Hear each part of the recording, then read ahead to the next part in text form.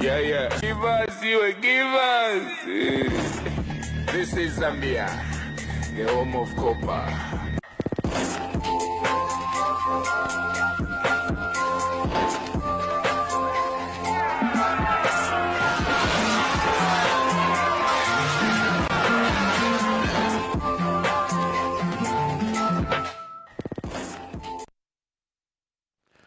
Good evening, Zambia. Good evening, Africa. It is actually the 3rd of October, actually, the warmest of the months that we have.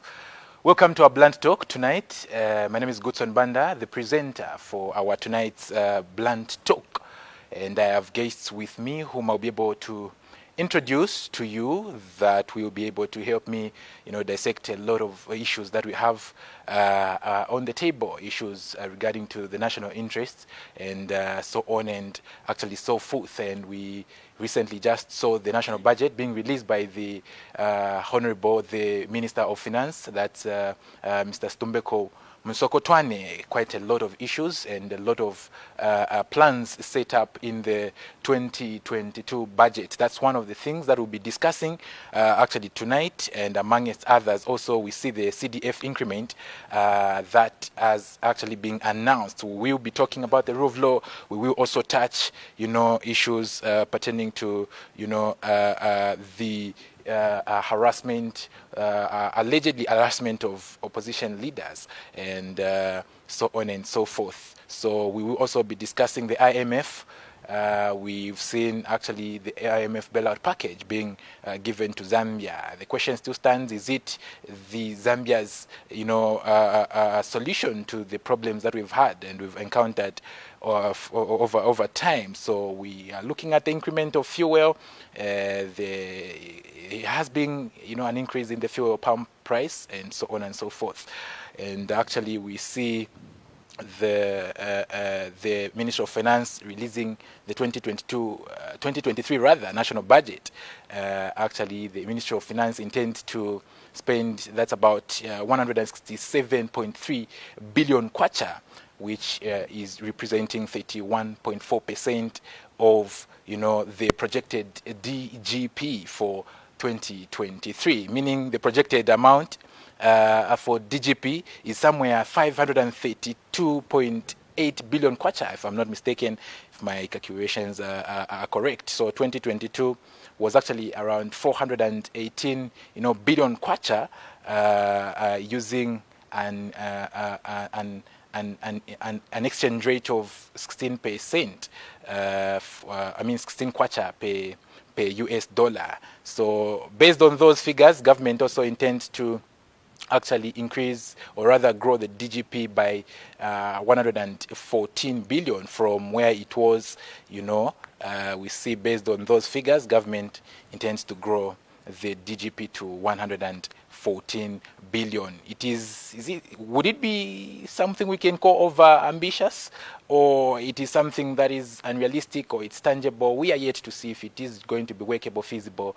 The New Dawn administration has actually set up such amounts and figures in the 2023 projected DGP, and amounts and allocations of funds, so on and so forth. And we have also seen the increment on the CDF amount, from where actually it was from 25.7 million to actually be able to be given to various constituencies. So with me is Mr. Stanley Malama in the studio. He is the Republic Progressive Party Secretary General, and also UPND Alliance member. Mr. Malama, you're welcome to our Blunt Talk tonight. Very much, my brother, and good evening, viewers. Awesome. And with me again to discuss all these issues and debate on various national interest issues is Jason Mwanza, the Information and Publicity Secretary for Leadership Movement. Mr. Mwanza, good evening and welcome to our Blunt Talk. Good evening, moderator, and good evening to our viewers. Awesome, you're welcome. And again, we have another, special guest who is not a very new face. He's been here, but for some time now. He was away, of course, on various duties, and he's back now to help us with various national interest issues. His name is Mr. Sampa Mwaume. If I've pronounced it correctly, I don't know. You will correct me. It's correct. Awesome. Mr. Mwaume Sampa is the Chinsali Central aspiring candidate for the position of Member of Parliament, and he is the Center for Young Leaders in Africa executive member and co-founder of the Youth for Parliament movement. You're welcome, Mr. Mwaume Sampa. Thank you, comrade, and good evening to all our dear viewers. Awesome. Gentlemen, I don't know where I saw a lady in here.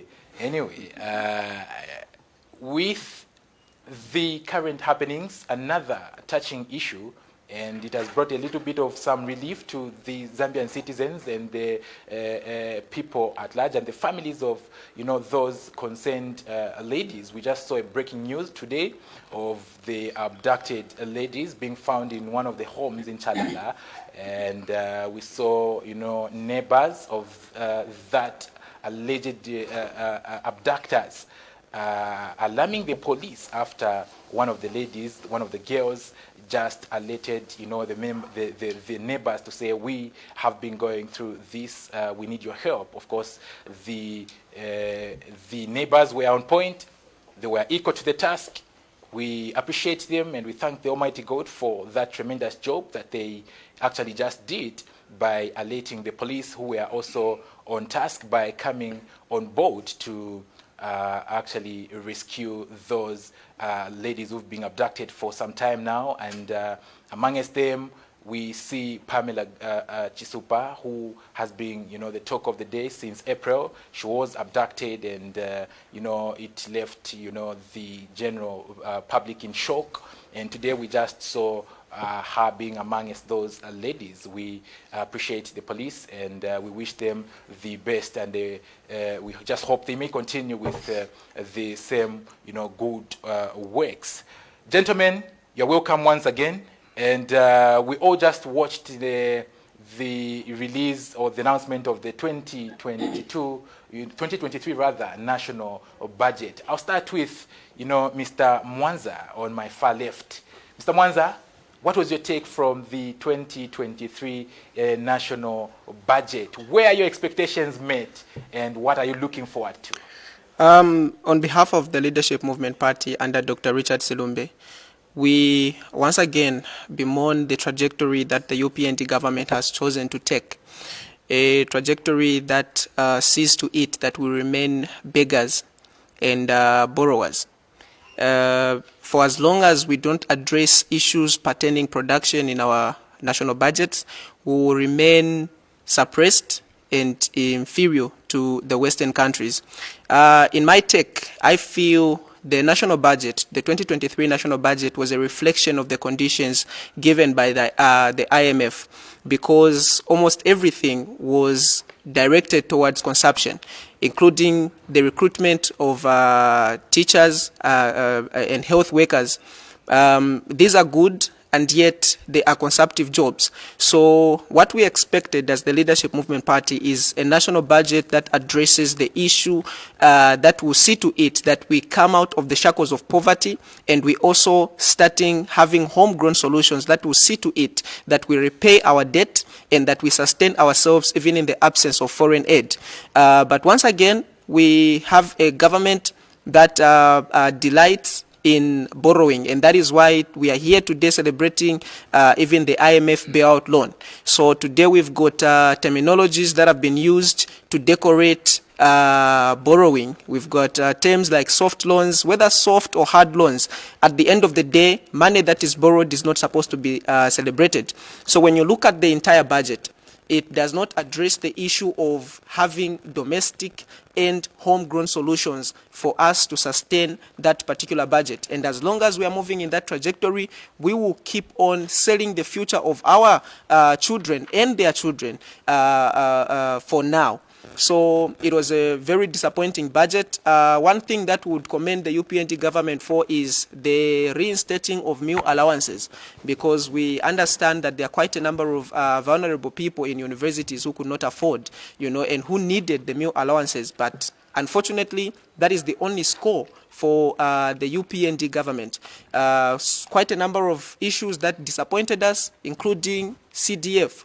The increment of CDF, what we expected the UPND government was to learn from their past mistakes, where they didn't do a thorough research on how to give out this money and how it's going to work. So there are quite a number of constituencies that did not even finish using the CDF. Some did not even touch that CDF as a result of the complicated measures that the UPND government has put in place. And in place of a surplus, we are doing an increment. That is shallow reasoning, and it is not supposed to be the case. We are supposed to make sure that the money that was already in circulation is used for its intended purpose before we can give some more or before we can even increase. If anything, maybe we would have even cut down so that we utilize that money, because now, if people failed to use 25, and now we've increased it to 28, we are talking about some of the constituencies that did not even touch that CDF are now working with about 40 million kwacha, because we were told that this money is not going to be called back. So this is a very disappointing turn of events, and we want to urge the UPND government to start thinking about policies that are going to deal with production. Thank you so much, Mr. Mwanza. Before I get to Mr. Malama Stanley, on your views regarding, of course, you are in power, being the member of the UPND Alliance and also the Secretary General for Republic and Progressive Party. Let me get to hear the views of Mr. Sampa Maume, the aspiring candidate for Chinsali Central, Member of Parliament. Do you subscribe to his views regarding the 2023 national budget? Where are your expectations met? And looking at, of course, the fact that, the government announced the plan of them borrowing about 300, United States dollars.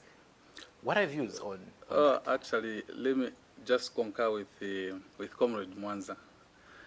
This budget that has been given out by the New Dawn government, it's a consumptive budget and very disappointing, and it's not different from the 2022 budget that we were given.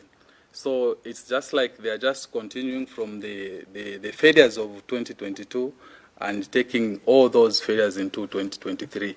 Because if you look at the allocation, like you have said, we are depending on borrowing. And when President Hakainde Hichilema was in opposition, he made it very clear to say, here the plan for Zambia and to restructure the debt that Zambia had, okay? And he didn't have any plan for him to start borrowing like we are seeing right now.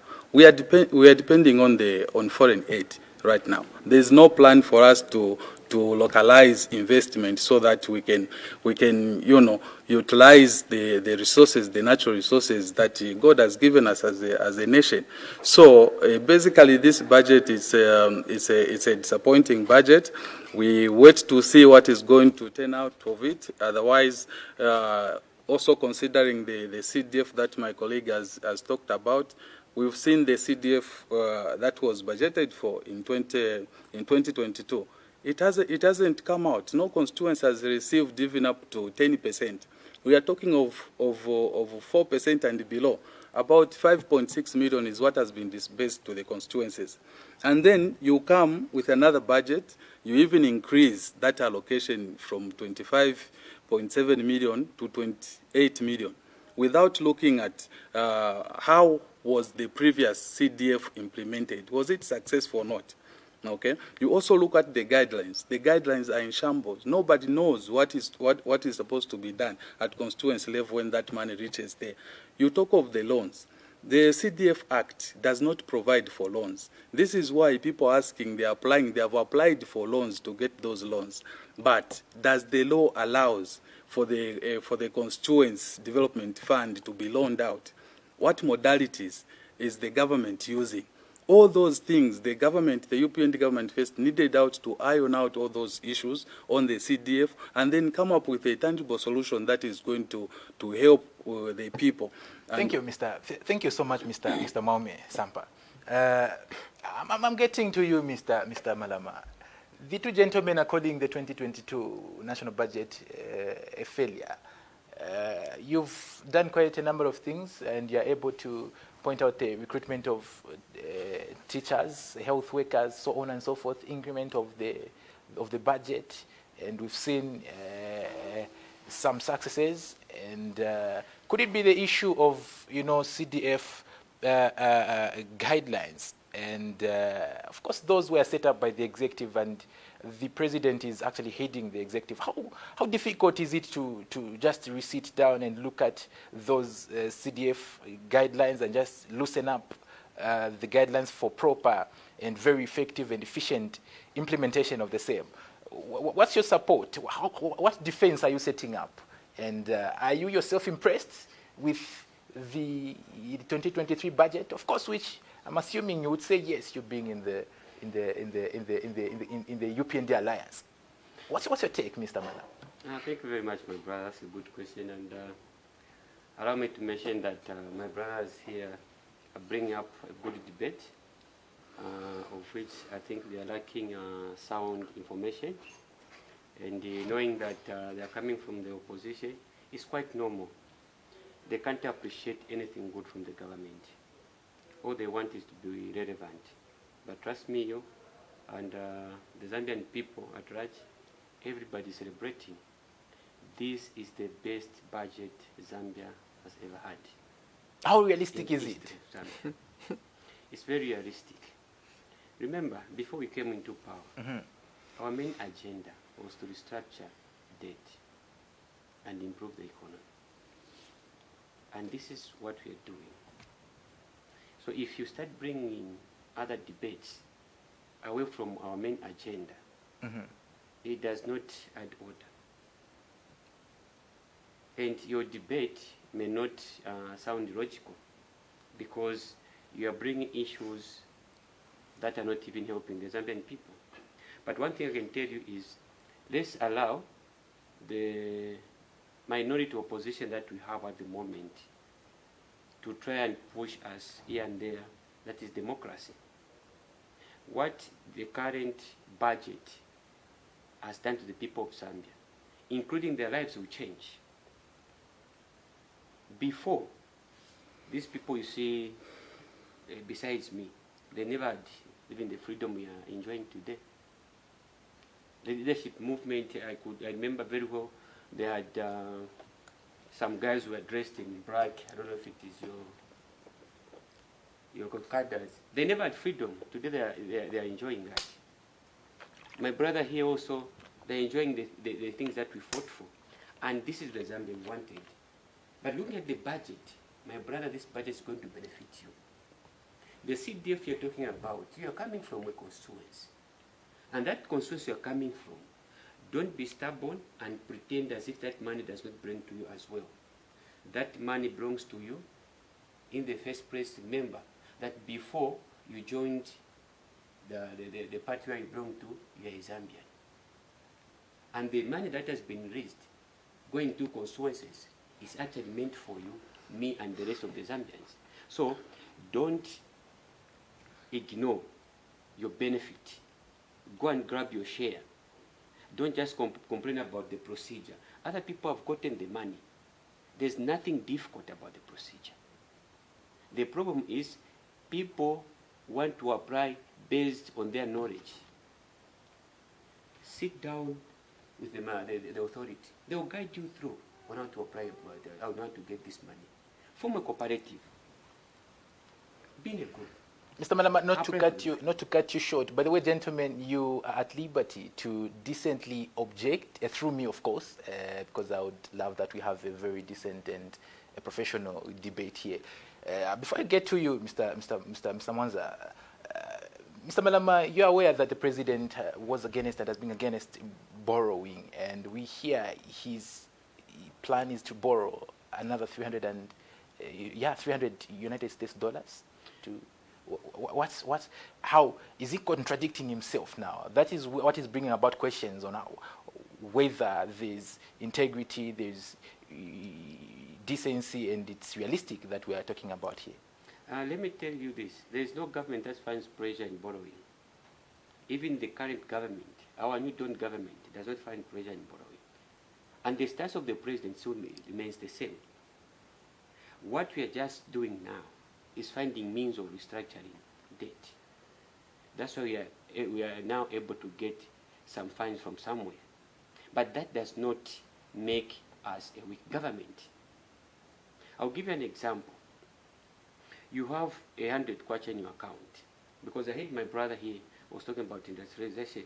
You wanted us to start opening industries, wanted us to start opening whatever they want. You have 100 kwacha in the account. And your expenditure for paying debt is about 80%. You remain with 20% for consumption. How do you open an industry? The first thing to do as a wise person is to control debt. How much money is going out? How much money am I remaining with? How do I manage the debt I have? What we are simply doing is managing the debt we have, and that's the reason why we are able to employ a lot of teachers and health workers, because we're managing the debt. And where we are going, we'll stop managing the little, we'll be managing a lot, and we are going to create a lot of industries. Mind you, the way this country was left, it was in big mess. And today we've managed. We're managing the country very, very well. And every well-meaning Zambian should even praise the new Dawn government for the recommendable job they've done to the economy.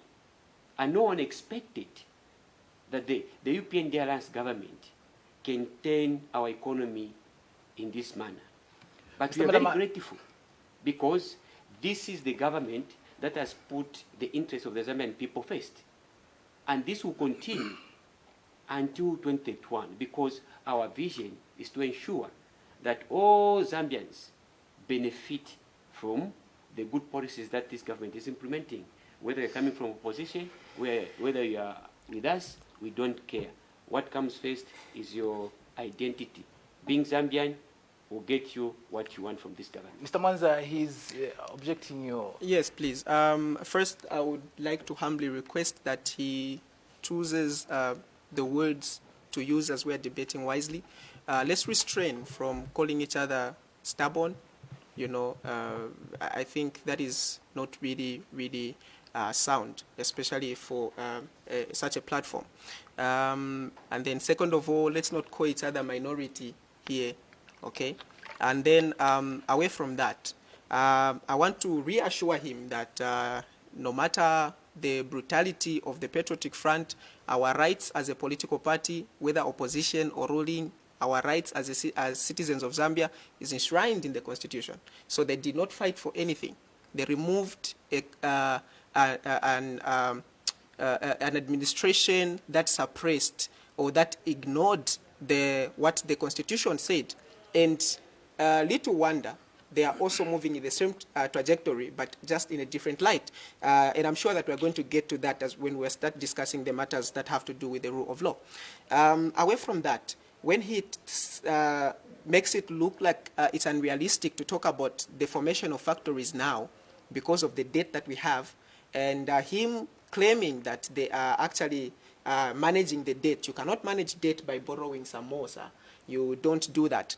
Number two, I get his perception is where for us to come up with factories, industries, and all that, we first need to put money first. And this is a wrong conception that we have, because the cycle of development does not start with money. Money is a byproduct. Money is a medium of exchange. So if you do not have products to exchange with, you do not acquire money. You don't even deserve money. So what you first need is to have capital, of which we have in abundance. This is the human capital that is invested in the potential of the youth, the raw power of the youth. For instance, when you look at when they called for those people that are going to do census, you saw the amount, the turnout when Hero Stadium was filled by people who are seeking for jobs. This is what we're supposed to be taking advantage of as a government if we are to move away from debt. What we do is establish state farms in each and every district, number one. Number two, we use the money, the little money that we already have. For instance, if you do not have information, check the statistics of how much ZICTA makes in a month, how much ZRA makes in a month, how much RDA makes in a month.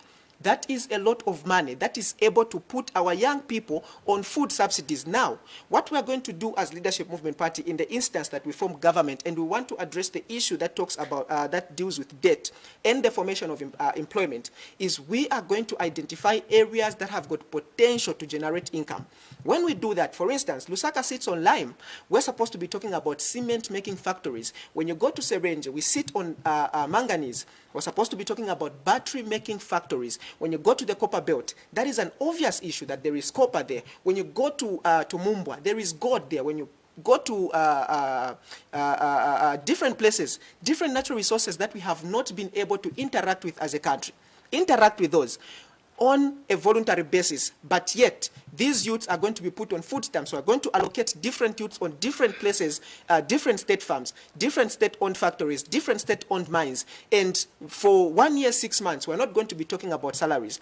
We are going to be talking about subsidizing their food stamps through the money that we make from different institutions. When we do that, after 1 year, 6 months, we're going to have a produce. And when we sell, that is when we have a lot of money to sustain ourselves, to even sustain secondary jobs, such as teaching and nursing. When it talks about the employment of teachers and health workers, these are consumptive jobs that are going to eat away from the little money that we have, because we have to sustain those. We are giving in as a government without taking out anything. As important as that is consumptive, and this is one of the ways we are going to address this issue. Mr. Malama, the gentlemen have divergent views. Before I hear from him, let me just. We have an get to you. opposition community that has got a lot of ideas on paper, yet they implement nothing.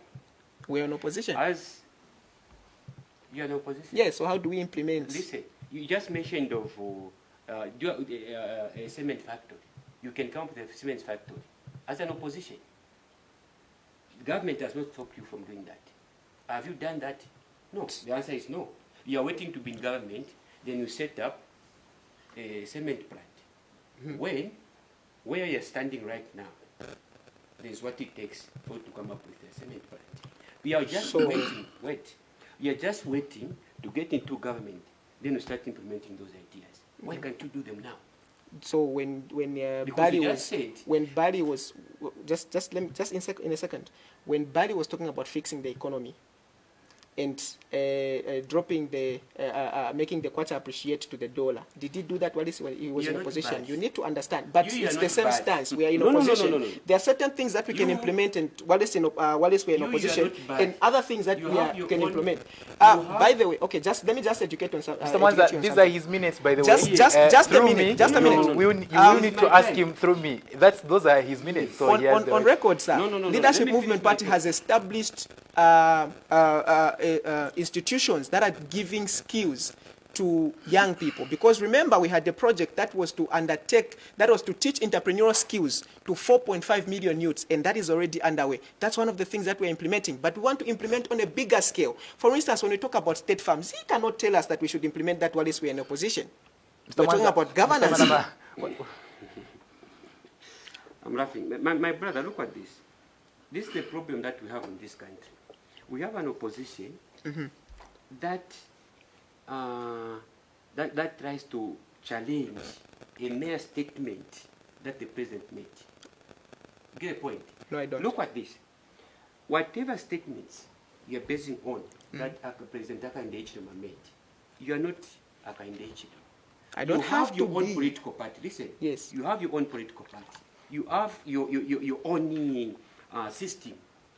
And you have your own understanding on how you're going to turn this economy upside down. Correct. You have your own. Correct. So when you come here, explain what you've started implementing at a party level, not at a national level. Get the point?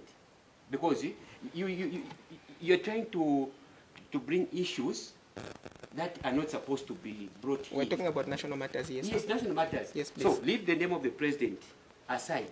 What is he talking about? Listen. Okay.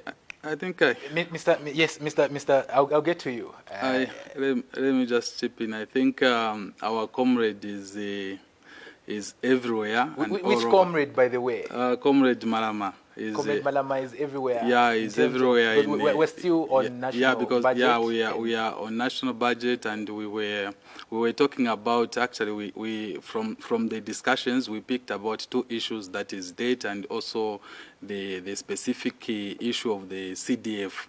I think that's where we were, and I think he has lost me from where he is going. He goes this side, he goes that side. So we're talking about the CDF. The CDF, what we want is not a comrade for you to start saying, oh, go to the leaders, they show you how to apply for CDF. No. We are looking at the implementation of the CDF. That is what is important and cardinal. Was the 2022 CDF allocated to constituencies well implemented? Can you answer that Was it achieved? And at what percentage has the government achieved that? For the government to decide also to increase in 2023. The performance of CDF, I'll be honest with you, it was about 83% performance. Success? How? Yeah, success. And the difference is what we are trying to work on. There were some few reconnaissance there. Those are the things we're going to work on. What could that be? What's the criteria for measuring? Access. Do you know? People failed to access CDF. Some people failed to access CDF. Yes, and this is the reason why they failed. Others, instead of creating cooperatives, they're opening companies. Others, they wanted to access money at an individual level, because you can't be a cooperative as an individual. Well, before you lose me on that, Yes. what criteria was used to measure the success of about 83% CDF implementation? We checked as a party. We checked how people access the funds, how many cooperatives access the funds throughout the country, in all the constituencies. And that's how we came up with the figure. Actually, comrade, it's not even the duty of a party to check how many people are getting CDF. It's the duty of government through the local government ministry. Okay, so it shouldn't be here telling lies. And then also, there is nothing like 80%. The CDF implementation right now at constituency level, and the amounts that have been dispersed is less than 4%. Because all constituencies, instead of receiving 25.7 million, they received 5.6 million. This is the fact, and this is what is on the ground. This 5.6 million went to education grants, and also some cooperative grants that they gave. They couldn't give out the loans because there is no facilitation for. Could that be Central, Chinsali Central, which you checked? That is yes. For Chinsali Central received about 5.6 million. That's from the 25.7 million. Now look at the disparity here. And then the government comes again to say, okay, we are increasing. And in case you don't know, comrade, the CDF Act, the way it is designed is in such a way that if the CDF in that particular fiscal year is not utilized, you cannot get the next fiscal year. It cannot be utilized. You first need to utilize the previous fiscal year CDF allocation, and then that's when you can apply for the next CDF. So what does that entail you? It entails you that the 2022 fiscal year is almost done. We are done. This we are going to December very soon.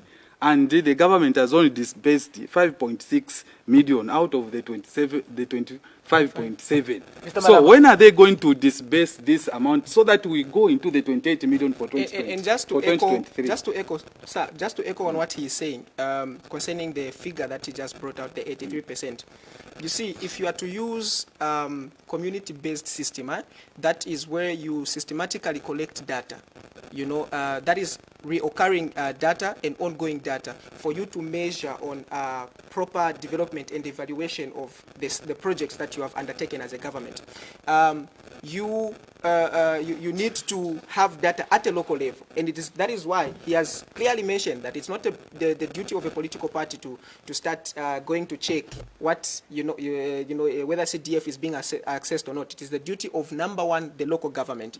Then number two, the reason why the UPND government had increased CDF from 1.6 that it was at in the Patriotic Front to the 25.7 was to implement the ideology of decentralization, so that we can give enough manpower in terms of finances to the local authorities for them to undertake projects that will empower them financially, where they are able to decide what to do with that money by themselves and for themselves. But we saw the UPND government again coming in with complicated measures on how this money is going to be used.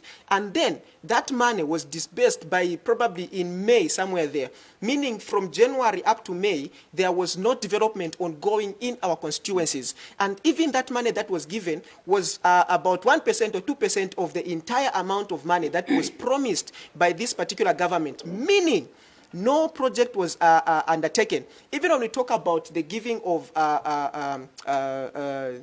money for the students that we at least accessed some money on bursary and sponsorship, that is still consumption in as much as that is good. Because the idea here is, remember, we are talking about local authorities being liberated so that they are able to undertake projects that are able to make them money, so that you can lessen the pressure on the central government.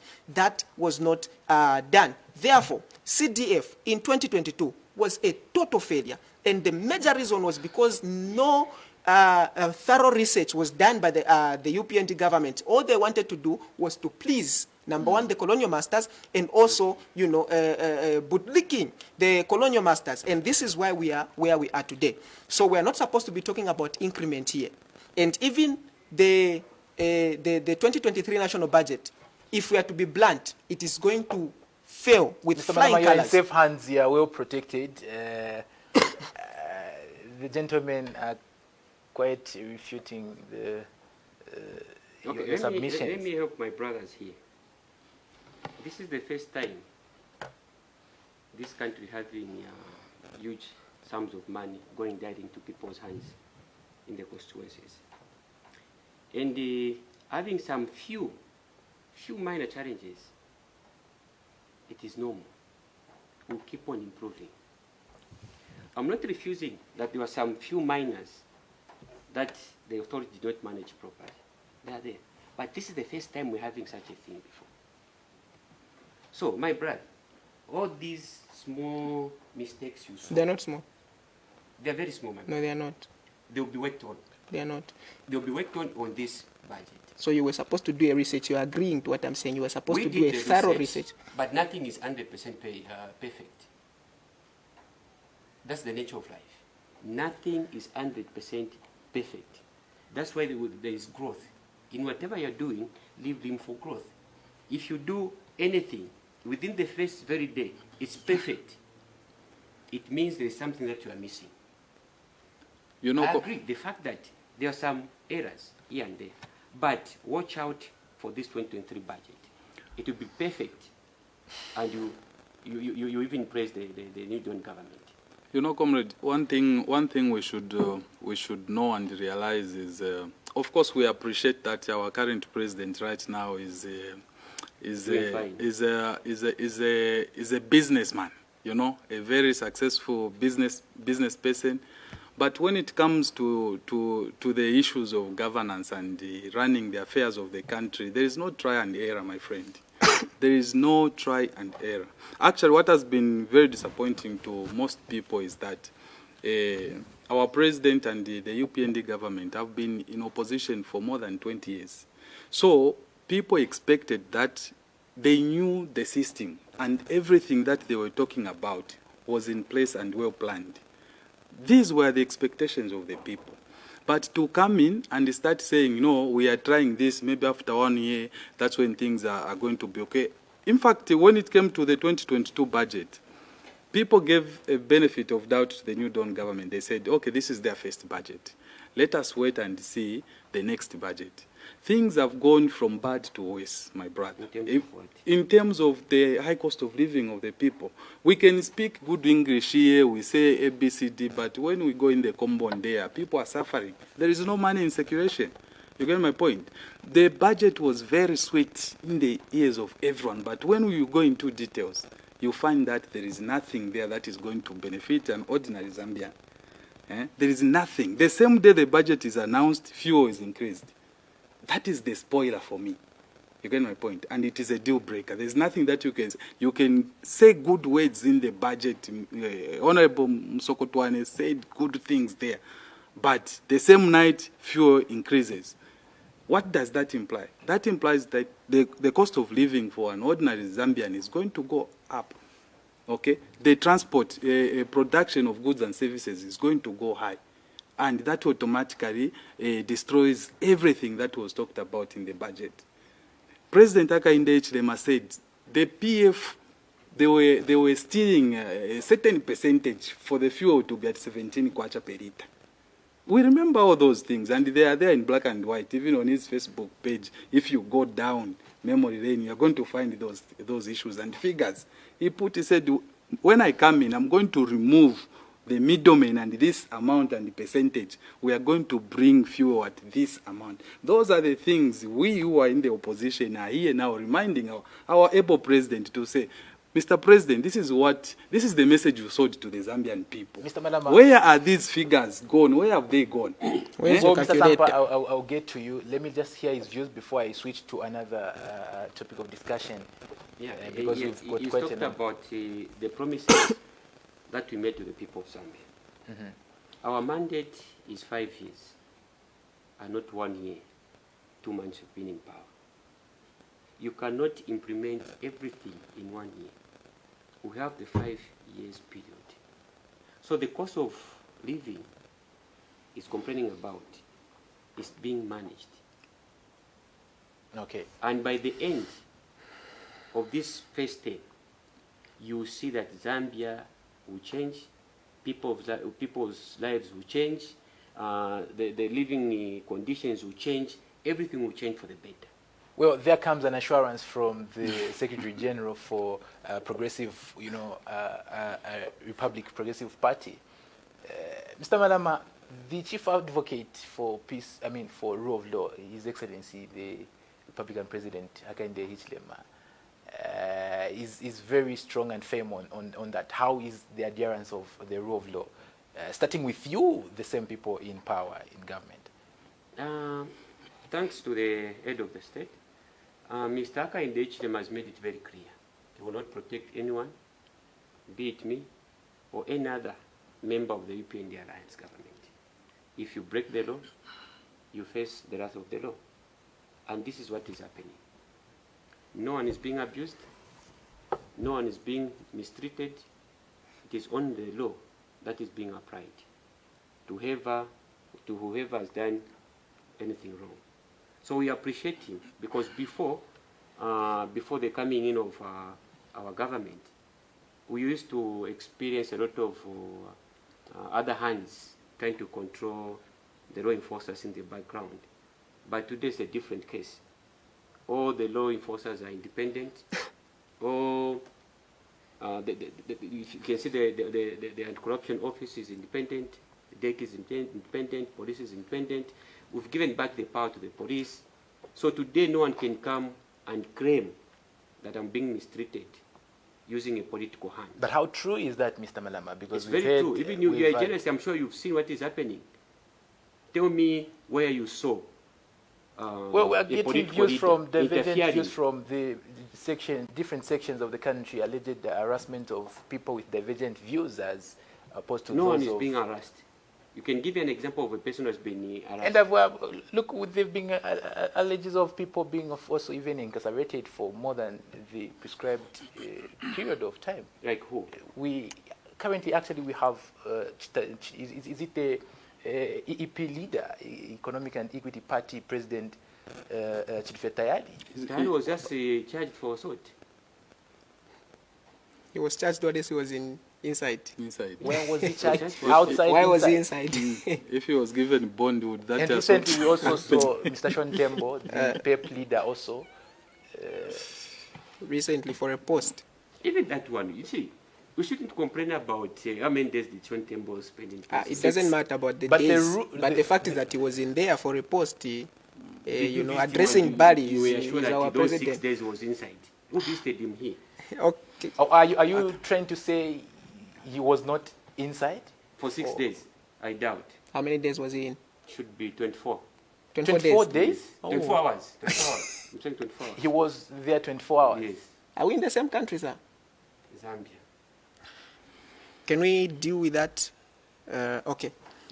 The issue that has to talk about the rule of law is very keen to our hearts because we fear as opposition political parties. Today it is one person, tomorrow it might be us as the leadership movement party. That is why it is an issue of national interest. I won't even go far. Recently, we heard threats from the UPNG youth wings, where they were threatening to manhandle every person who opposes the views of the president, quote unquote, disrespects the president, and we already know what that is when you speak contrary to what the beliefs and the ideologies of the UPND government are. This is a threat to our democracy, and I am very disappointed that the person that you are calling the chief advocate for peace in this country is quiet about this issue. So already those contradict what the UPND government campaigned for when they were talking about the rule of law. Kadaism in this country is not done away with. This is a time bomb, and we've told the UPND government as leadership movement party that as long as we do not start talking about creation of jobs for these young people, they are going to explode one day and they will start killing us in this country, and these are now manifesting. The UPND government has tried to be hypocritical about these issues, and time is slowly exposing them. When you talk about issues, I think I'll leave the issue of Madam Mumbipiri to my comrade that side, so that, you know, we can just give more examples of people that are being harassed by political influences in this country. One of them was Sean Tembo, sir, who spent over 6 days in prison despite his sick condition. And I remember I was on this platform again, whilst he was incarcerated, talking about the release of that man. We might differ in ideologies and beliefs, but we are all human beings and we are citizens of Zambia. I remember Sean Tembo issuing a statement addressing Bali. That is a terminology for every person who is a father, not the Republican president. They took it personal and said he was insulting the president. And they knew that that was not a case in court. That's why they could not take him to court. Rather, punishing him, they had left him to spend time in jail with a thought of intimidating opposition political parties. Recently, Chilufya Tayari was incarcerated again. He was kept in there for no particular reason without even being charged. Not until the incident of assault came in. Wallace was already inside. Those are some of the issues that we're talking about. So, there is no rule of law in this particular country. Even the issue that has to do with corruption, when he says DEC and anti-corruption commissions are independent, they are not. Recently, we heard in the newspaper that they seized a lodge simply because they thought it was affiliated to the former Republican president. And when they had found out that it was not, it did not belong to the former Republican president, they suddenly stopped their operations. Why is it that we are putting a face to the fight against corruption? What we were supposed to be hearing was the fact that they suspected that that particular plot was gotten by means of corruption, not because it assumably was connected to the former Republican president. That is not how you fight corruption. This government has failed, and there's no rule of law in this country. Mr. Malama, let me get to you. You must be aware of Mr. Kanana's threats addressed to Sean Tembo, the Northwestern Province Youth Chairman. And recently we also had the Corn Hills incident, the Imbwa Unza and stuff. What's your take on those two incidents from your colleagues in the ruling party? You see, when people are breaking the law, just because they're insulting the government of the day, we praise them. Whether a person is insulting the government of the day, whether the person is insulting an ordinary citizen in Makomboni, or anybody, any person should be respected at all costs, regardless of their status in society. We have my brothers here who are praising wrongdoers, and they are not condemning the act, they are condemning the action. So if you were indeed good leaders, you could have condemned. Who or what? An example of my brother Sean Tembo. What did he do? He's busy insulting on social media. You're not condemning that. Did you prove that he was insulting? He was insulting who again? You know.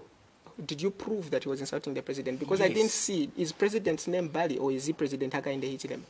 So when we say body here, whom do we refer to? The Always. father. Don't no, generalize just things. twist words. Don't generalize things. You We see just- how shallow we'll be just the playing with UPNT words, government but the is. fact of the matter is, he was Mr. referring to the Mwanza, Republican president. you'll be caught again. So, can you withdraw the shallow? Let's learn to condemn the wrong things that people are doing. My brother in Northwestern, he did not insult. He It was threatened just a word of caution. It was a word of caution. that he will beat the Shontembo. Stay away from insulting the head of state. It's very normal. When a person is insulting your parent, you can't just keep quiet and watch. Parents are meant to be respected. Presidency is meant to be respected. So if there is a person who is disrespecting the head of state, The we as judiciary youths- and the police take place. no, before the police acts, You have more power than the somebody has police. to report to them. Not beat them, right? Beat who? We don't beat the police. Didn't the chairperson say he will beat Shontembo? You didn't watch? Mr. Mwanza, give me a break. Let me. Let me finish. What you want me to say is, my brother was wrong to caution Sean Tembo. There. He wasn't wrong. Him is behaving like a child. To threaten, not caution. No, he cautioned him. We did not threaten him. Can I come? And before I get to you, Mr. Samba, what other action has been taken for Cornhill? Because a lot of some other sections of the country are saying, had it been somebody else from the opposition, we could have seen them picked up by men and women in uniform. Because Why should with he him, be it was even picked very up? specific, you know. Already the Secretary General has acted. Very swift. What else do you want? What else do Okay. you want? He has acted. Just as a relieving leader. him of his duties on And the At matter is leave. under investigations. what investigations do we need? It's the public domain.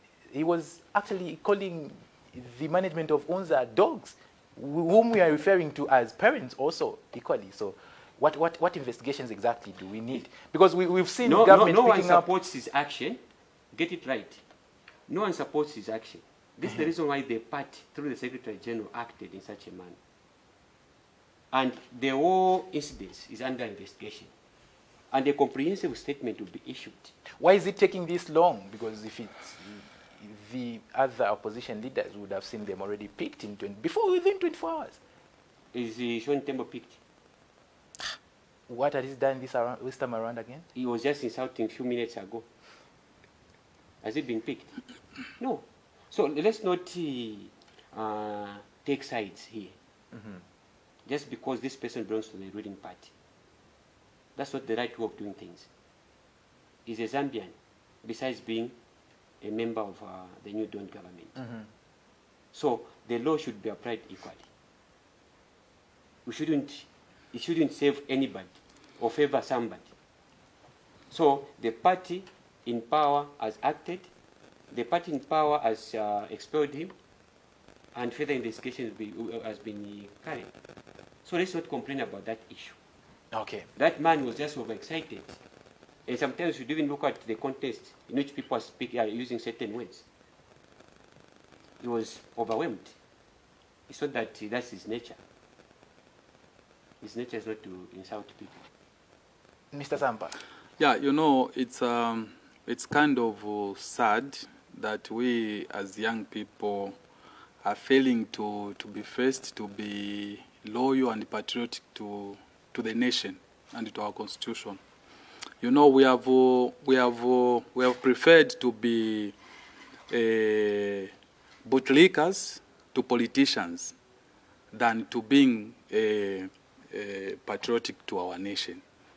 This is why you see there are praise singers, no matter how bad something is, no matter how convincing people say, oh, this person is wrong, a praise singer will always find a way of defending that. Are we being patriotic to the nation? No, we are not.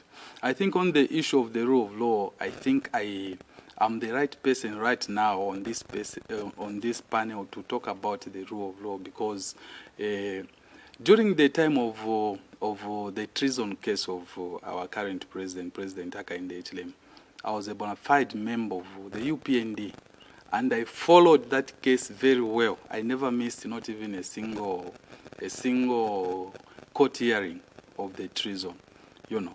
But then you look at how the current president, when he was in opposition, was treated then.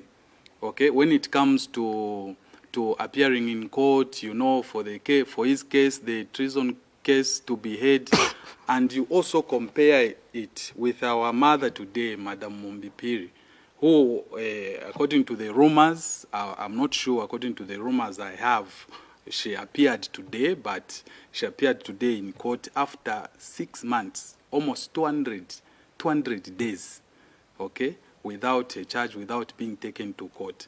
But in a fair statement, we can say, because I'm told the hearing has been adjourned, so we can technically say she has not been brought before the court. The case hasn't started yet. So this is why we are advocating for her to be taken to court. So President Hakainde Hichilema, people spoke. We spoke for him because we saw that he needed to be heard. And if you look at his case, it was made sure that his rights were not infringed upon, even if he suffered in the cells, in the jails where he went, but at least he was heard until a nolle prosequi was reached by the end of the day and he was released. People spoke. This time around, over Madam Mumbipiri, the civil society have spoken. The international community has spoken. You look at the president when he came in, he said that he's going to preside over this nation following the rule of law. But what is happening on the ground is totally different from what the president talked about. So this should be a worry to each and every person who loves this nation, and should be able to remind the president. This is why when he was in America recently, the president, and he was interviewed by the BBC, he was asked to say, look, we are using the law, okay, to suppress the opposition and those people that are against you. The president said, no, everyone who comes against the law must visit that person. But we are seeing, like my friend, my colleague, Comrade Malama is just from defending people who are doing something wrong. He's defending them. And the police cannot move in to do anything. Why is the president not coming in to make sure that, okay, Mumbipiri is taken to court? Those that are doing wrong things, like insulting the UNZA student and everyone at UNZA,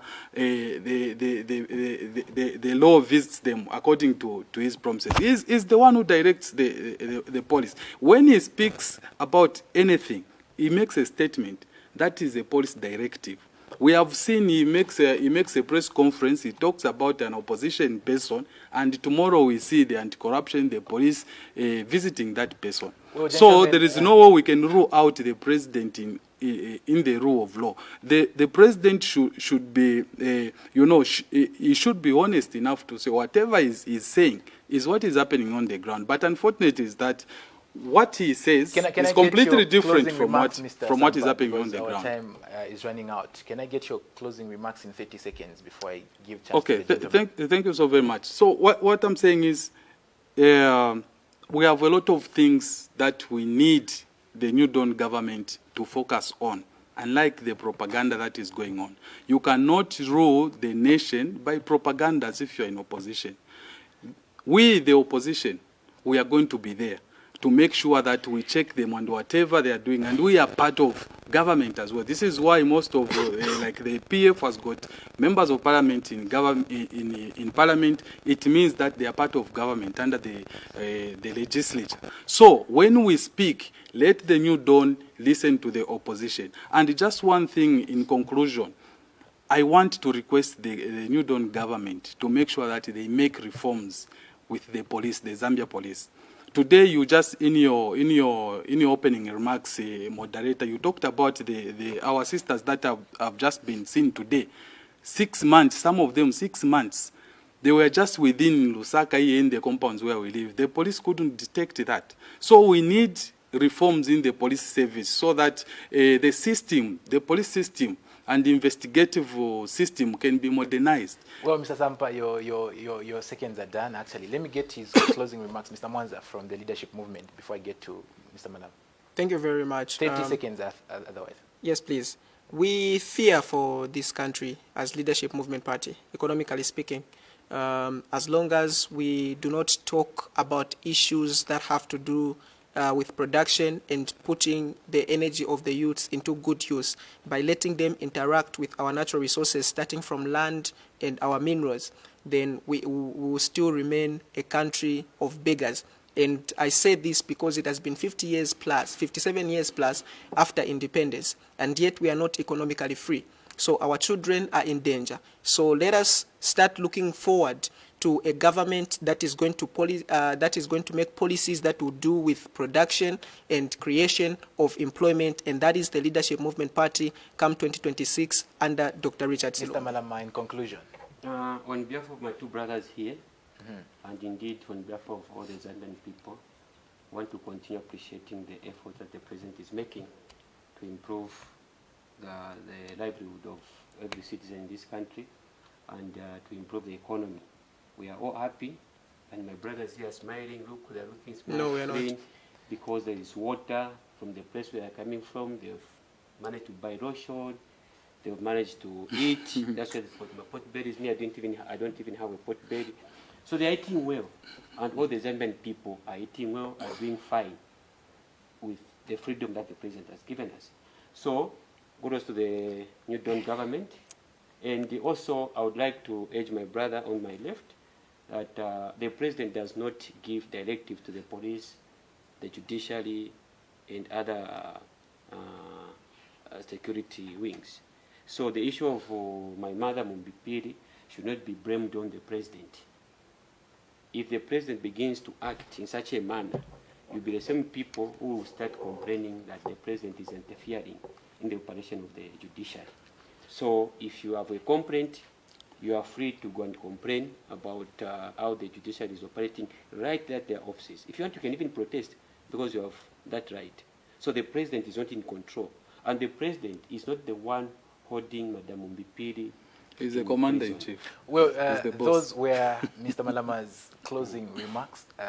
You have been watching The Blunt Talk. It comes every Monday exactly at 20 hours. Thank you so much, gentlemen, for making an appearance for today's edition of The Blunt Talk. Hope to see you soon again. It has been Goodson Banda. Can you please continue bringing in your comments, reviews, and your contributions on our socials? That's Us Movie TV Facebook page, and catch us next week again. Up next is the news headlines with Virginia, right at Movie TV. Thank you so much. It is One Zambia, One Nation. Good night from me. Good night. Bye-bye. See you next time.